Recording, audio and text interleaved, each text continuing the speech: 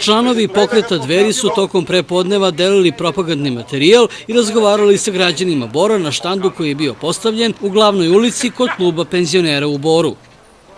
Koristim ovu priliku da pozovem sve građane Bora i Republike Srbije kojima je dobro i koji su zadovoljni postojećim strankama na vlasti i opoziciji da izađu na izbore i da daju podršku upravo njima, to je da daju podršku koaliciji sa Tačijama na čijem je čelu Vučić, Dačić, Čeda, Đilas i Tadić.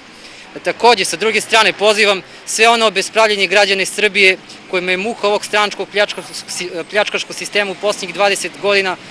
Tačnije, pozivam sve naše bake i deke, majke i očeve, samohrane majke i samohrane očeve, trudnice, studente i đake, profesore, nastavnike, vojnike i policajce i sve one pravdoljubive i istinoljubive građane Bora da izađu na izbore i da podrže svojim glasom porodični pokret Dveri.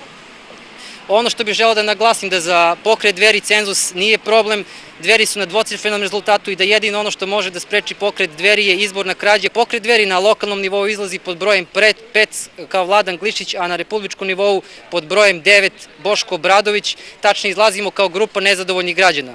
Mi jednostavno predstavljamo novi vid političkog organizovanja i novi vid političke borbe, čiji motiv je moralom protiv nemoralnih, poštenjem protiv nepoštenih, karakterom protiv beskarakternih i obrazovanjem protiv neobrazovanih.